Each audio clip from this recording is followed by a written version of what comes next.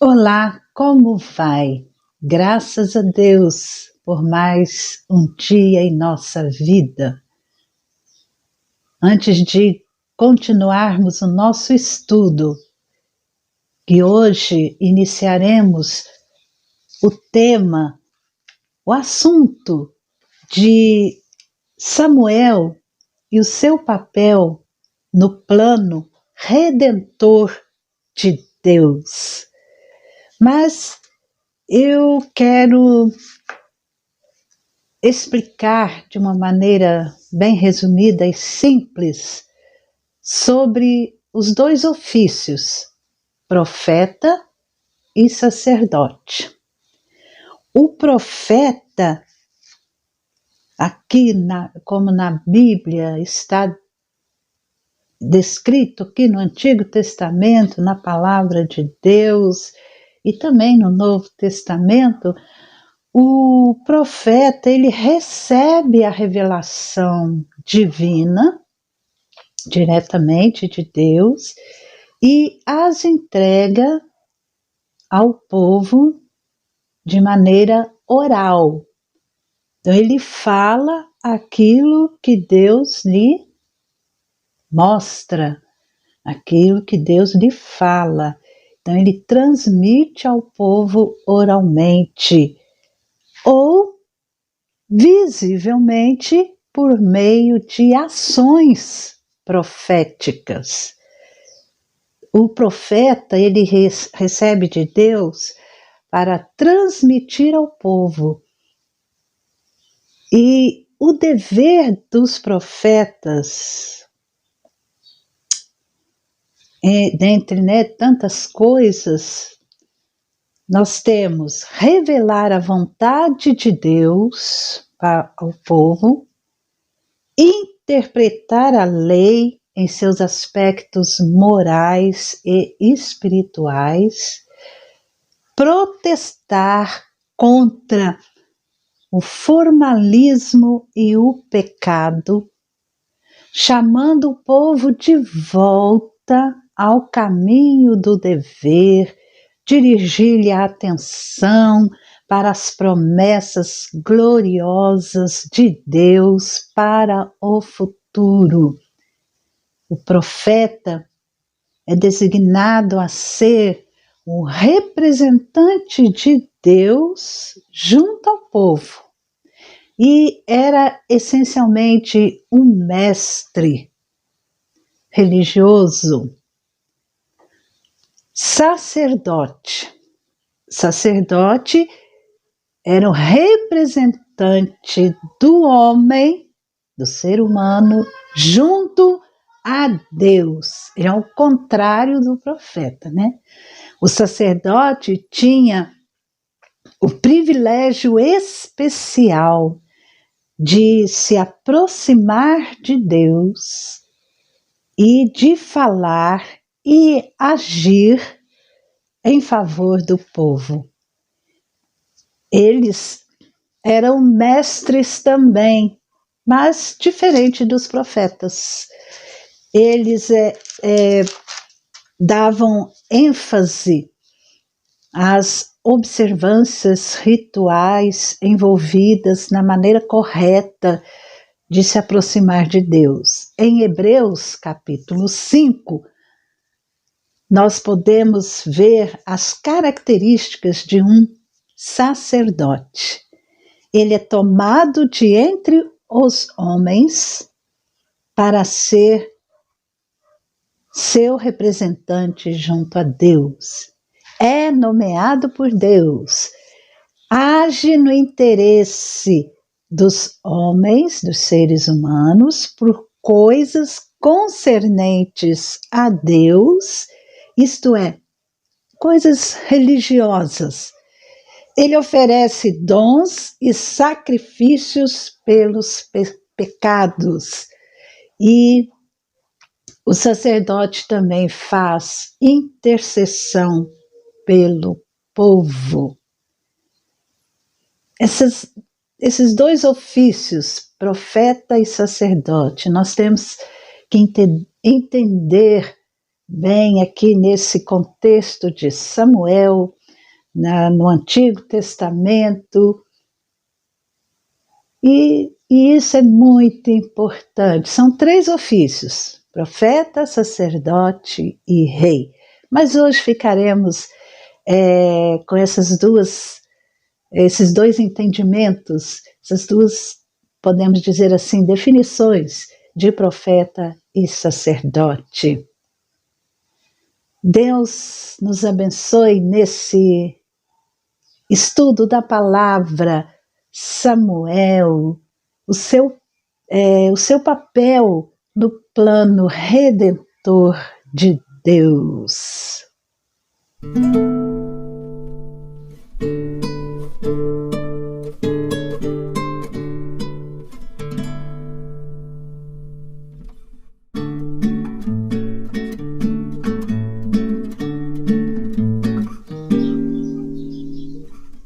Samuel crescia e o Senhor estava com ele e não deixou que nenhuma de suas palavras caísse por terra.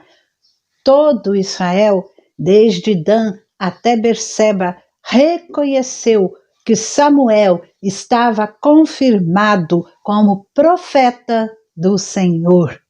O Senhor continuou a aparecer em Siló, porque em Siló o Senhor se manifestava a Samuel por meio da palavra do Senhor. Samuel pegou um cordeiro que ainda mamava e o sacrificou em holocausto ao Senhor. E Samuel clamou ao Senhor por Israel. E o Senhor lhe respondeu. Samuel julgou Israel durante todos os dias de sua vida, de ano em ano. Fazia uma volta, passando por Betel, Gilgal e Mispa, e julgava Israel em todos esses lugares, porém voltava a Ramá, porque a sua casa estava ali, onde julgava Israel e onde edificou um altar ao Senhor. 3 momentos de Samuel como profeta, como sacerdote, como juiz, como aquele que governava o povo de Israel. Nós lemos no capítulo 3, no primeiro livro de Samuel, capítulo 3 e no capítulo 7. Qual o papel no plano redentor de Deus de Samuel? Nós temos acontecimentos importantes em um momento sério, em um momento decisivo, super importante, de transição do programa de Deus, ou seja, dos juízes para a monarquia. Primeiro, o chamado de Samuel. Segundo, a introdução de Samuel no ofício profético. Terceiro, o seu serviço de várias formas nas posições de sacerdote e juiz, nas posições sacerdotal e real. E nós refletirmos, pensarmos um pouco sobre o lugar de Samuel nessa história redentiva de Deus, da criação à consumação, é importante, é apropriada nesse momento do nosso estudo. O que Deus fez por Israel? Deus havia revelado sua vontade para o povo de Israel e o estabeleceu. estabeleceu Israel como um povo teocrático, onde Deus, o Senhor eterno, era quem reinava soberanamente. E Deus também os havia redimido, trazido para si mesmo, como uma propriedade preciosa. Havia feito uma aliança e um reino com eles, tornando-os um povo sacerdotal, uma nação santa. Esse Deus fez isso com o povo de Israel. Esse povo seria como aquele que traria todos os povos a Deus.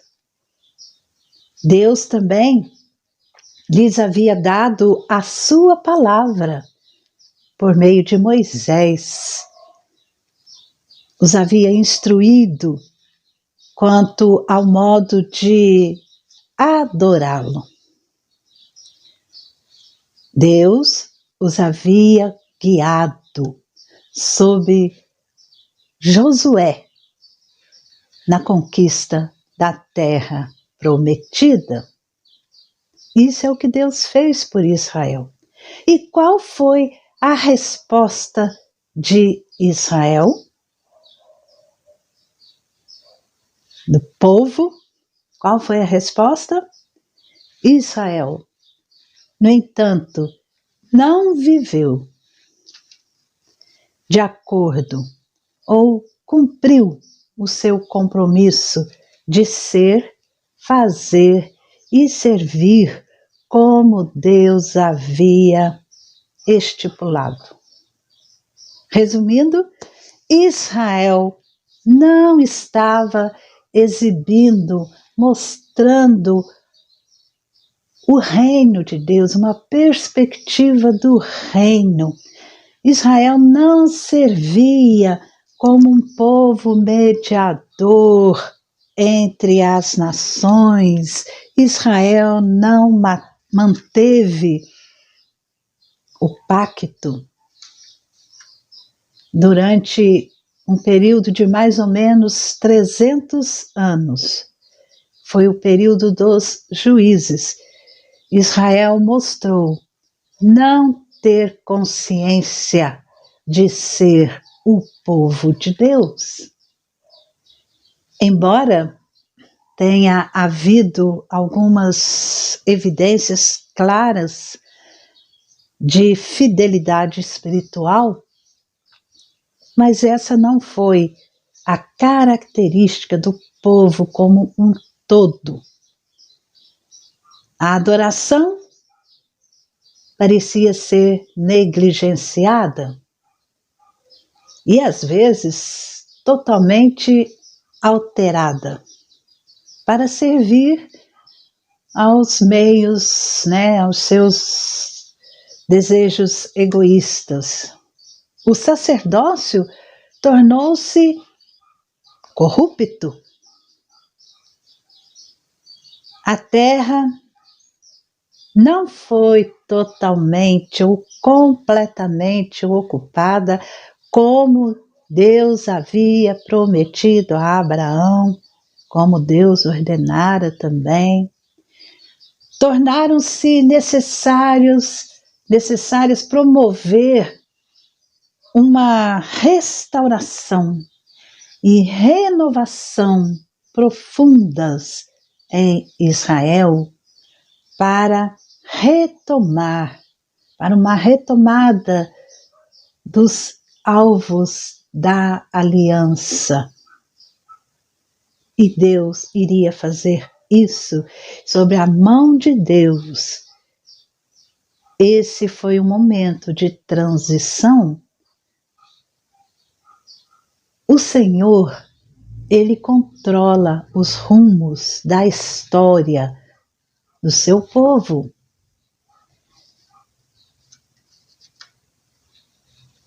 Totalmente fora daquilo que Deus, em sua aliança, em seu pacto fez com o povo de Israel, mas o Senhor continua soberano no controle da história do povo.